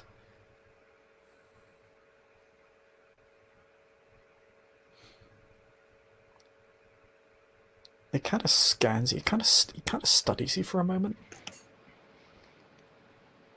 as if it sees something of you.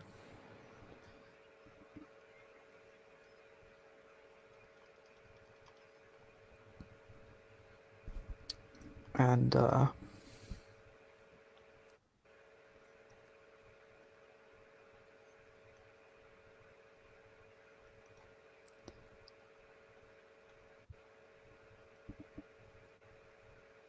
then is going to make a roll. Oh my god, I can't believe I'm actually making a roll. I'm sorry, Bishop. I have to play the thing. I'm so scared right now. Am I at least Bishop? If I don't gain brownie points from this, if I live, I will fight someone. What the fuck even is I'll fight this you thing later. rolling? What was that, Anthony? What was that, Bishop? I'm glad I caused trouble with my little text. I hate you. Same here. Hey, don't worry. My character's learned his lesson. Don't get involved with the damn blabbermouth. If he really, it doesn't matter. It doesn't matter. I'm making a joke, you know, right? God, okay. I'm good. Bishop, am I going to die? Okay, so scores 8 successes. Yes. That happened. So that's an exceptional success.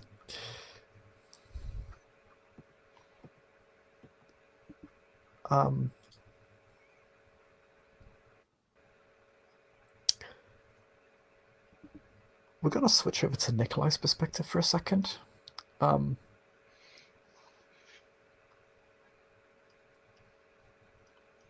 Valaris simply says stop.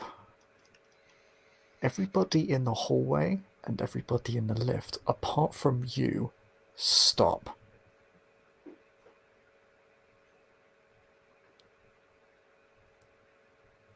Okay.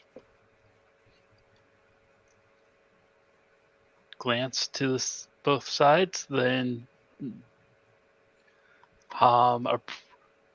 approaches the guy, assuming I'm not part of this. He just begins to walk back down the hallway. He has a cane. It taps rhythmically as he walks. I'll follow. He walks you down the hallway. It's sort of labyrinthine. There are various... It's a subterranean complex. There's actually quite a lot of different halls that split off and diverge from each other.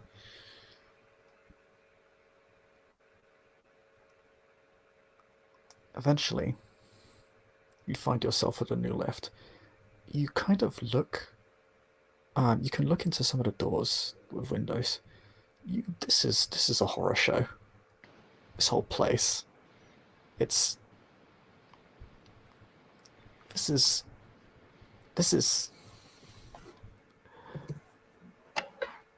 You recognize Order Dracul experimentation when you see it. Some of the things that are happening to Kindred here. Like, they make you want to vomit, even you. And you've seen shit. Yep. You don't even know half the things they're putting into Kindred here. You think some of them might literally be infecting them with disease to kill off their herds. It's that insidious.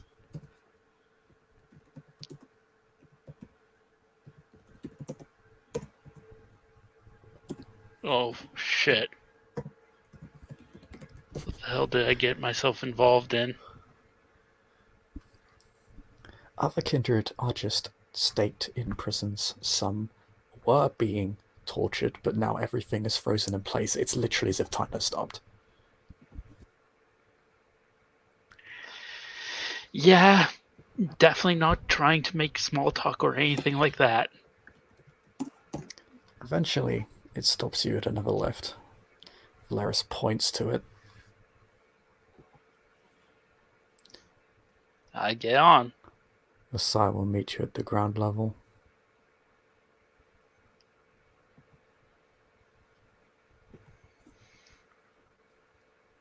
Alright, I'm getting on and taking the lift to the ground level.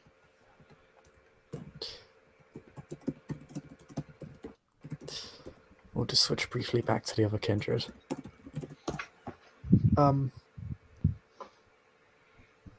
Valaris is standing before you, and Nikolai is missing, but you're pretty sure you never picked anyone else up other than these people anyway.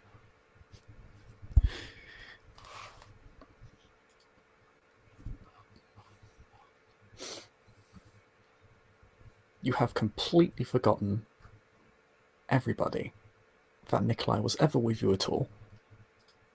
For all intents and purposes, he was never at this scene.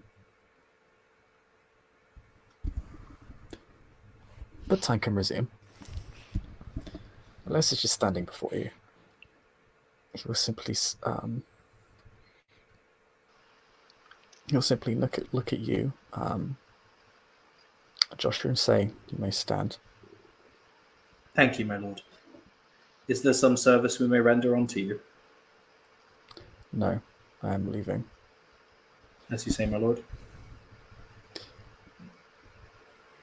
Rose will make sure she's out of his way, but is continuing to use Marcus and Joshua as meat shields and basically thinking, "Don't notice me, don't notice me, don't notice me."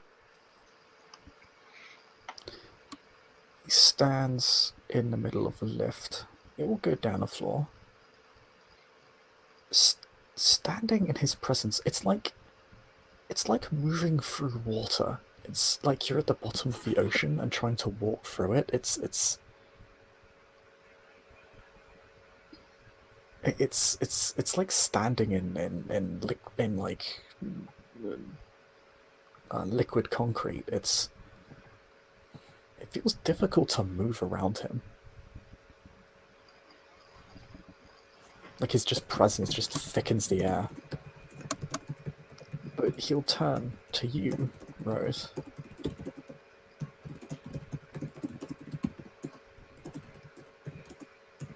She keeps her eyes lowered.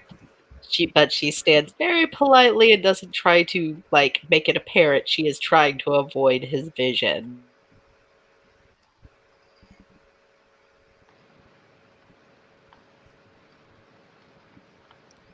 He seems to have the vaguest look of recognition of you. Like, it's just the slightest squinting of the eyes, the slightest. And he simply says, "You're of Gears line."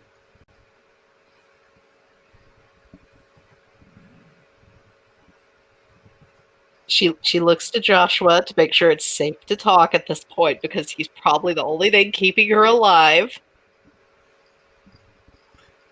Answer Prince Valerius. Yes. Actually, no, he'll call him Lord Valerius because he's not the prince, technically. Yes, I am of Gia's line.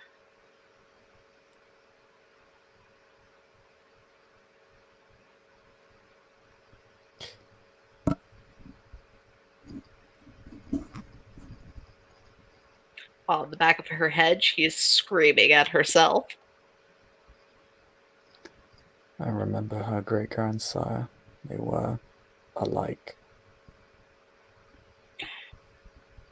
I don't know her very well.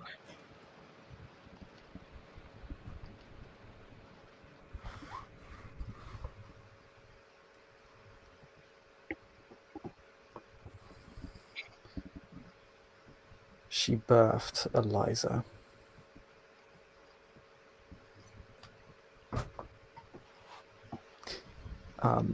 Joshua, you're aware that House Eliza, is a house of the Invictus.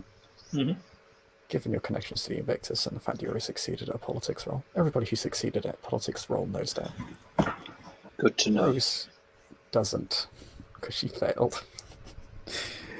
Rose will just keep her normal political, I'm at Elysium, I'm going to be well-behaved face on.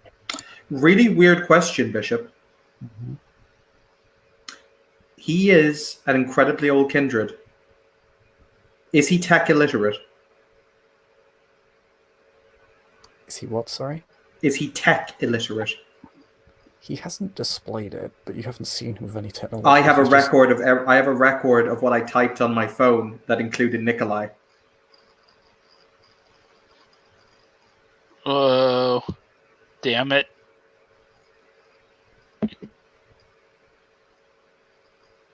And I don't know if he would know to delete it. I don't think he would. If you look at his phone, or if you look at your phone, or his phone, he doesn't have a phone, it will not be there. Or maybe you don't perceive it, it's difficult to say.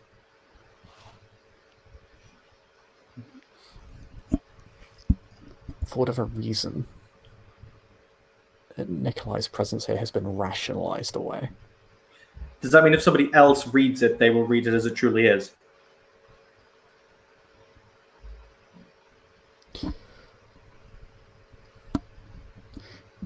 No, because, okay, I'll give you this to you now, because... Okay. I see the angle you're trying to work on. It's smart. It's clever. I do appreciate it. But the text is gone. If somebody tries to look up your phone records, it's gone. All right, that's cool.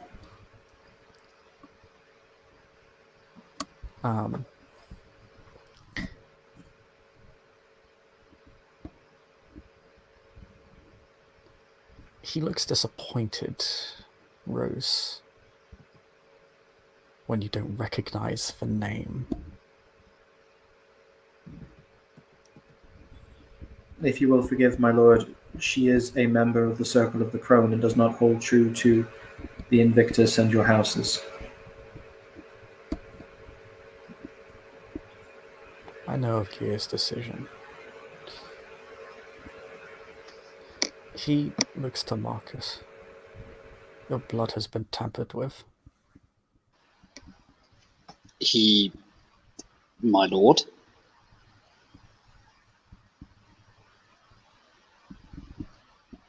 The expression on his face is very surprised to hear that.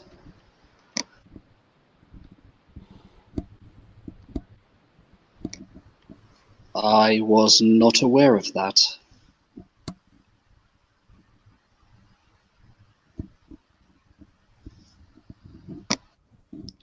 Yet you have already seen it.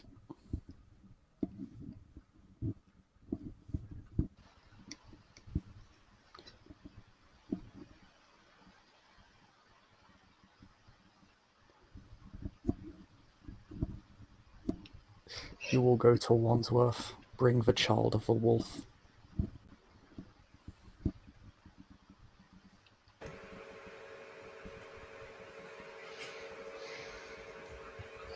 Okay, what does Marcus have to roll to try and figure out what the hell he's on about?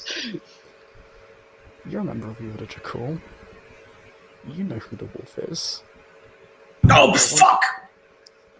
One of the most prestigious members of the Order that has recently arrived to London. Joshua also knows who that is. Also the sire of Dr. Isabella Marot.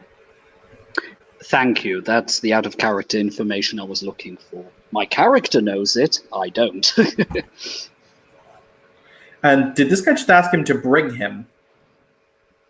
Oh no, he said you will go, as in, this is what's going to happen. It was very much stated as a certainty. No. The floor hits 10. He presses for the ground floor. Does anybody actually... Everybody can also roll wits empathy on him, minus... God. Actually, I'm not sure any of you can roll anything more than a chance. I might be able to. Hey, at least let us try to fail. Okay, so does anybody have more than 8 dice? I don't know. Does my specialty and empathy apply? No, probably not. Okay, the answer is no. Even with willpower. So, Nope. I rolled a chance die and did not succeed. you can roll How a much chance do die. I deduct? Oh, you deduct 8 dice. Oh, well, I just roll a chance die then? With my... Yeah. Because before I only had 4.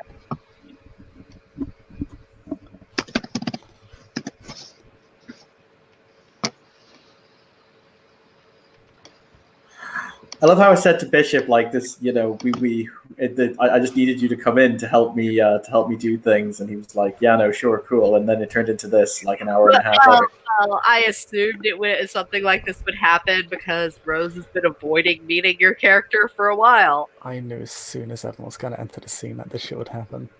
I came fucking prepared for this. And that's why we love you.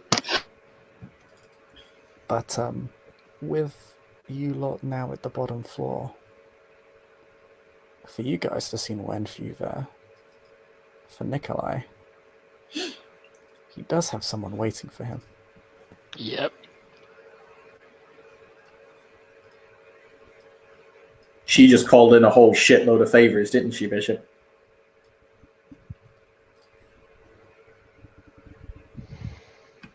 Or she owes a whole fuck ton of them.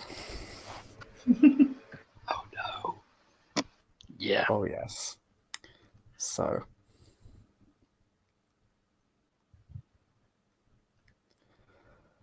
your sire is just going to walk up to you and hug you. This is the most emotional she's ever been in her entire existence that you've ever seen her. I'm just going to go, I'm sorry. I'm so sorry. She is weeping and just sighs. I'm going to hug her back. Let's go, let's just get out of here. Nods. She wipes the blood from her eyes, from her face.